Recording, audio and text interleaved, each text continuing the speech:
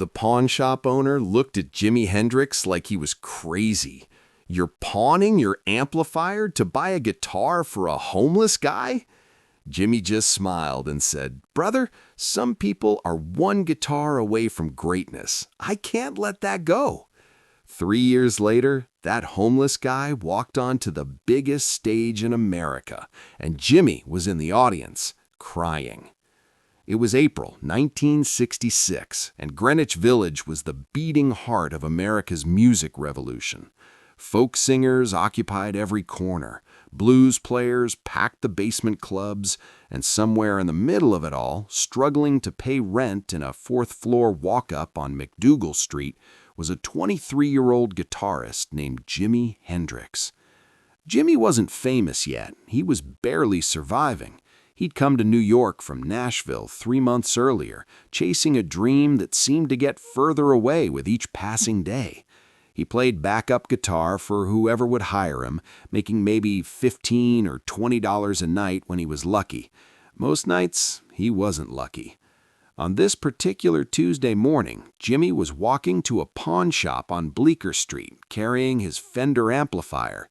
It was one of only 3 valuable things he owned. The other 2 were his guitar and his leather jacket. He needed $50 for rent by Friday, or his landlord had promised to throw his stuff on the street. The amp would get him 40, maybe 45 if the pawnbroker was feeling generous. The streets were already alive with the usual village chaos. Street performers competed for attention and spare change.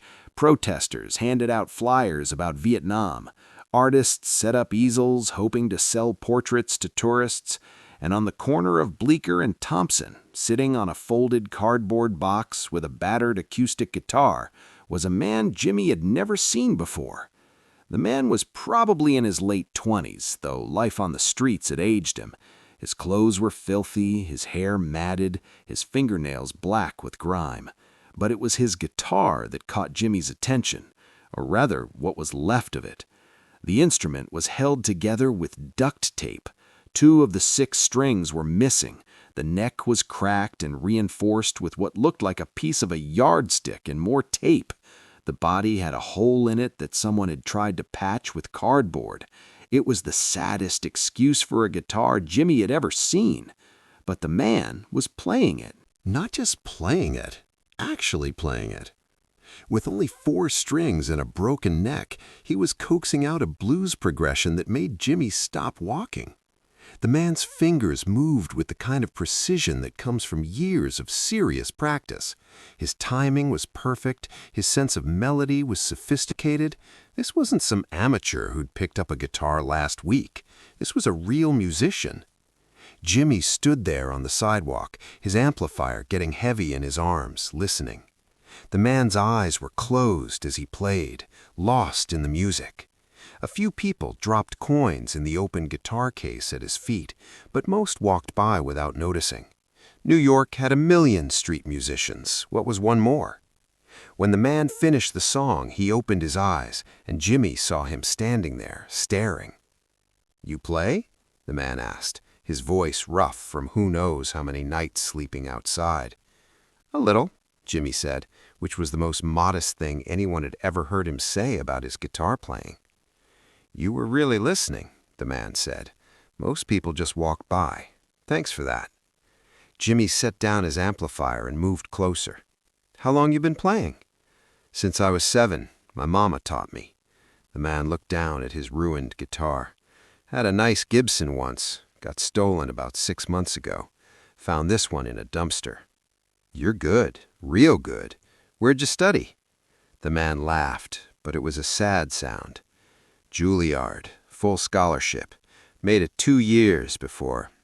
He trailed off, then shook his head. "Doesn't matter now. That was a different life." Jimmy knew better than to push. Everyone in the village had a story about how they ended up where they were. Most of those stories involved things people didn't want to talk about. "What's your name?" Jimmy asked. Marcus Webb." "I'm Jimmy." He looked at the broken guitar again. "Man, you could really do something if you had a decent instrument." Marcus shrugged. "Yeah, well, this is what I got." Still makes music, even if it sounds like it's crying while it does it. That's when Jimmy made the decision. He didn't think about it, didn't calculate the consequences. He just knew what he had to do. "Wait here," he told Marcus. Jimmy picked up his amplifier and walked into the pawn shop. Sal, the owner, was a grizzled Italian man who'd been running the place for 30 years. He'd seen Jimmy come in before. "Back again?" Sal said. "What you got today?" Jimmy put the amplifier on the counter. "How much?" Sal examined it, plugged it in, tested it. "45. It's used. Got some scratches." "I need 50. 45 is what I got." Jimmy looked around the shop. His eyes landed on a guitar hanging on the wall. It wasn't new, but it was intact. 6 strings, solid body, straight neck. "How much for that one?" Sal looked surprised. "The harmony? That's $90. But you just said you need money. Why are you asking about—" "I'll trade you straight up, the amp for the guitar." Now Sal looked at him like he'd lost his mind. "Kid, that amp is worth more than that guitar. You trying to lose money? Do we have a deal or not?" Sal stared at him for a long moment. "It's your funeral. Yeah, we got a deal." Jimmy took the guitar, now without his amplifier, and still owing rent he had no way to pay, and walked back outside. Marcus was still there, playing his broken instrument for the indifferent crowd. "Hey, Marcus," Jimmy said. The man looked up. Jimmy held out the harmony guitar. "This is for you." Marcus stared at it like it was a mirage. "What?" "It's yours. 6 strings, solid neck, plays clean. You need it more than I do." "Man, I can't. I don't have money to—" "I'm not selling it. I'm giving it to you." Marcus stood up slowly, looking between Jimmy and the guitar like he was trying to understand a magic trick. "Why would you do that? You don't even know me." Jimmy pressed the guitar into Marcus's hands. "Because you're one guitar away from greatness, brother. I can hear it in the way you play, and I can't let someone with your talent keep playing on that broken thing. The world needs to hear what you can really do." Marcus's hands were shaking as he held the guitar, his eyes filled with tears. I don't understand." "You don't have to understand. Just play." Jimmy smiled. "And when you make it big, remember there was a broke kid named Jimmy who believed in you before anyone else did." "Wait, at least tell me how to find you so I can pay you back when—" But Jimmy was already walking away, hands in his pockets, carrying nothing. He'd just given away the only thing he could have sold for rent money. He had no amplifier, no cash, and in 3 days he'd be homeless himself. But somehow he felt lighter than he had in months. What Jimmy didn't know was that Marcus stood there on that street corner for 20 minutes, just holding that guitar and crying. And when he finally sat back down to play, something had changed. It wasn't just that the instrument was better. It was that someone had believed in him. Someone had seen past the dirt and the homelessness and the broken life and had seen a musician worth investing in. Marcus played that corner every day for the next 3 months, but now he was really playing, and people started to notice. The guitar case began to fill with bills instead of just coins. Club owners walking by stopped to listen. One of them offered Marcus a weekly gig at a basement venue on West 3rd Street. Marcus showed up for that gig in clothes he'd washed in a public bathroom, but he played like his life depended on it, because it did. And the club owner hired him for a regular Thursday night slot. With regular money coming in, Marcus got himself a room at the YMCA, got cleaned up, started writing songs, and 6 months after a stranger named Jimmy had given him a guitar, Marcus Webb recorded a demo that caught the attention of a small label out of Detroit. Meanwhile, Jimmy had been evicted, slept on friends' couches for a month, then got a break of his own when he was discovered by Linda Keith, Keith Richards' girlfriend. She introduced him to Chaz Chandler, who took Jimmy to London. And suddenly, Jimi Hendrix was on his way to becoming a legend. But he never forgot the homeless guitarist on Bleecker Street. In 1969, 3 years after that April morning, Marcus Webb released his second album, It had gone gold. He was playing major venues now, no longer the guy on the street corner, but a name people knew. And that summer, his tour brought him to the Filmore East in New York. Jimmy was back in New York for his own shows.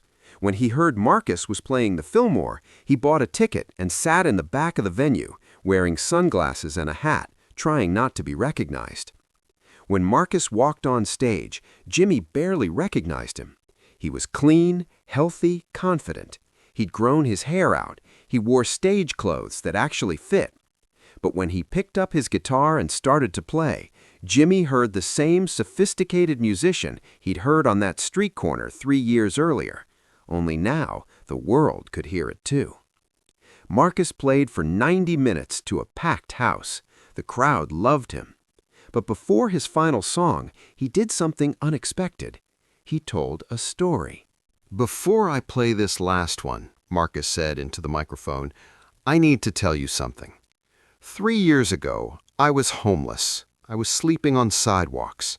I had a guitar that was held together with tape and prayers. I was about ready to give up on music, on life, on everything." The crowd went quiet, listening. Then one day, a guy I'd never met stopped to listen to me play, and he did something that didn't make any sense. He went into a pawn shop, traded his amplifier, which he needed, for a guitar he didn't need, and he gave it to me. Just gave it to me, because he said I was one guitar away from greatness. Marcus's voice cracked a little. "That guitar is the one I'm holding right now. I've played it on every stage, every recording, every show, and I never found that guy again to thank him. But wherever you are, brother, if you're listening, this song is for you." In the back of the venue, Jimi Hendrix took off his sunglasses. Tears were running down his face. Marcus played Keep On Running, his biggest hit, and it was the most beautiful thing Jimmy had ever heard someone else play. When the song ended and the crowd erupted, Jimmy slipped out the back door before anyone could see him crying. He never told Marcus he'd been there, never revealed himself, because that's not why he'd given away that guitar. He hadn't done it for recognition or payback. He'd done it because it was right, because he'd seen someone drowning who just needed a hand to pull them up. And watching Marcus on that stage, successful and thriving, was all the thanks Jimmy needed. Years later, after Jimmy died in 1970, Marcus was interviewed by Rolling Stone magazine. The interviewer asked him about his influences, and Marcus told the story about the guitar again. But this time, he added something new. "I found out later it was Jimi Hendrix. Jimi Hendrix gave me that guitar. The greatest guitarist who ever lived saw something in me when I was nobody, and I never got to tell him thank you." The interviewer asked if he still had the guitar. Marcus nodded. "I'll never sell it. Never. When I die, it's going to the Rock and Roll Hall of Fame with a plaque that says, 'The guitar Jimi Hendrix bought for a homeless musician,' proving that legends aren't made by taking, they're made by giving." That guitar is there now, in the Hall of Fame, and every year thousands of people stop to look at it and read the story. They see the worn frets where Marcus's fingers pressed down thousands of times. They see the small burn mark where Jimmy had tested it with a cigarette to make sure the wiring was solid.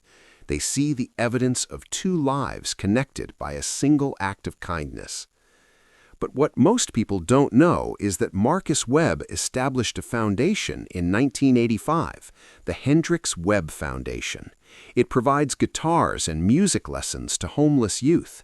Every year, they give away more than 1,000 instruments to kids who can't afford them. "Some people are one guitar away from greatness," Marcus always says when he hands an instrument to a kid who reminds him of himself. "Jimi Hendrix taught me that, and now I'm passing it forward." To date, the foundation has given away more than 30,000 guitars. 12 of those recipients have gone on to sign major record deals. Hundreds more play professionally. Thousands more just play for joy, for therapy, for expression. All because one broke guitarist in 1966 looked at another broke guitarist and decided that some investments have nothing to do with money. Jimi Hendrix lived fast and died young. He was only 27 when he left this world. But Marcus Webb is 79 years old now, and he's spent 55 of those years making music. He's recorded 18 albums, he's played in 47 countries, he's won 2 Grammys and been nominated for 8 more. And every time he picks up that harmony guitar, the one that's beat up now from decades of playing but still produces the most beautiful sound, he thinks about a skinny kid with an afro who chose kindness over survival. That's Jimi's real legacy. Not Purple Haze, not Woodstock, not the guitar tricks that every player still tries to copy. His legacy is Marcus Webb and 30,000 guitars, and the idea that greatness isn't about what you achieve for yourself, it's about what you make possible for others. If this story moved you, remember that you might be someone's Jimi Hendrix today. You might be the person who changes someone's life with a single act of generosity, and you'll never know unless you try. Subscribe for more untold stories about the moments that made legends human.